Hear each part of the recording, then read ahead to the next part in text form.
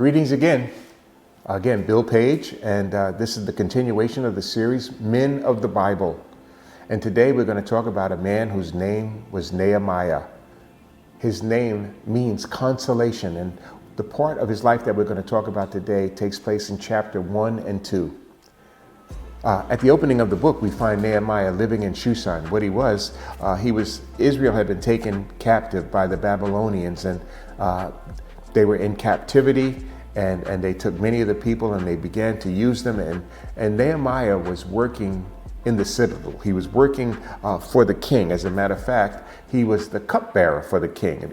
He would have to taste the food and the drink that would be offered to the king. If somebody was mad at the king, Nehemiah would be the first to find out about it. If somebody wanted to poison the king, if they wanted to assassinate him through food and drink, Nehemiah would be the recipient of that food and drink. But he was a man of importance. And so there he was. This happens about 400 years before Jesus came on the scene. Okay, Israel, again, is in a bad way. Most of the Jews were in captivity, but some had escaped and were still in Jerusalem. And so a man came from Jerusalem, and Nehemiah asked, "How's it going there?" And this is what he hears. The survivors who are left from the captivity in the province are in great distress and reproach. The wall of Jerusalem is also broken down, and its gates are burned with fire. In other words, Jerusalem is jacked. Okay. What happens next is all that has to be said about Nehemiah. So it was when I heard these words that I sat down and I wept, and I mourned for many days, and I was fasting and praying before the God of heaven. Wow. Though he was hundreds of miles away from Jerusalem, his heart was there. His heart was there for the people that were there. His heart was there for the place that was known as the city of God. The gates had been burned with fire, the walls had been torn down, and the people were in great distress, and it broke his heart. Here's a man that's living in the lap of luxury, and if there's no assassination tips, he's got it made. But that's not where his heart was. His heart was back in the city of God.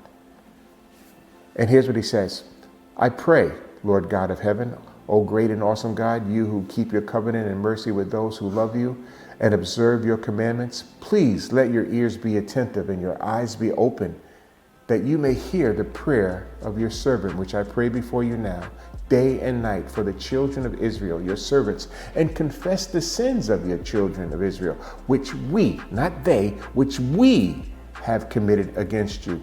Both my father's house and I have sinned. We have acted very corruptly against you. We've not kept the commandments, the statutes, nor the ordinances which you command us. Which you commanded your servant Moses, Remember, I pray, the word that you commanded your servant Moses, saying, and if you're unfaithful, I will scatter you amongst the nations.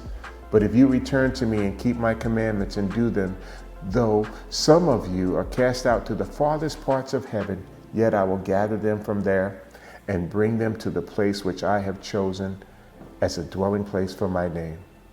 Now these are your servants and your people, whom you have redeemed with your great power and your strong hand. O Lord, I pray, please let your ear be attentive to the prayer of your servant and to the prayer of your servants who desire and fear your name. And let your servant prosper this day, I pray.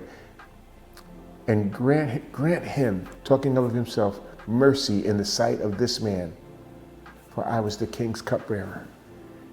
So what he's saying is that I want to do something. I'm willing to try to make a difference, but I can't just get up and walk out.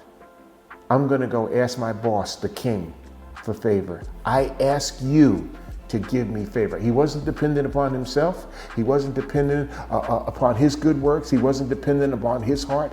He was depending upon God to touch this man's heart.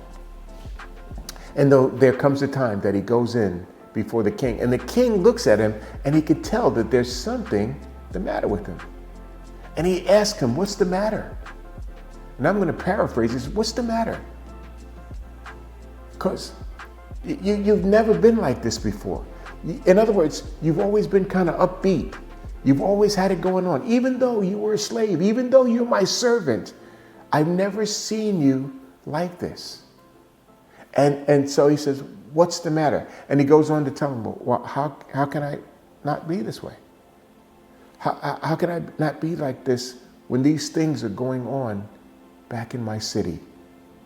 I ask you for permission to go back and fix things.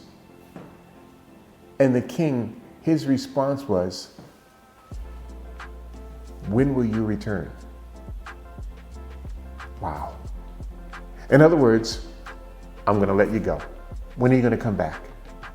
In other words, I'm not going to go. I'm not going to run away. He's going to give his word. And the king is going to take him at his word because of the way that he's lived his life before him. And the king permits him to go and gives him all the provisions and gives him authority and soldiers to go with him to back him up. Wow. It's a testimony of the way that this man lived his life. It's a testimony of the way that he lived in a world that was broken. It's a testimony that he lived in a world that was contrary to what he was all about. He did not allow that world to turn him. He did not turn his back on God. He did not become bitter or resentful. He didn't have a nonchalant, non-caring attitude about the things of God. The things that he felt bothered God bothered him, and vice versa. And he was willing to make a difference. He was willing to go forth and to be who God wanted him to be. And there he goes. And when he got there, he saw how bad things were. And he went out at night. And he came up with a plan. And all through the rest of the book, the walls were restored, the gates were returned, and the people of Israel prospered. All because one man made up his mind. It all starts with one man. Nehemiah was that man. And again, what does God want to do in your life? What goes on around you that you see where God can use you to make a difference? You're far more valuable than you think. You're far more powerful than you think because of the Spirit of the living God that lives within you. It's time for his church, it's time for his sons to go forth and make a difference. And to make a difference, there's got to be a difference. And the difference is Christ in us, the hope of glory. God bless.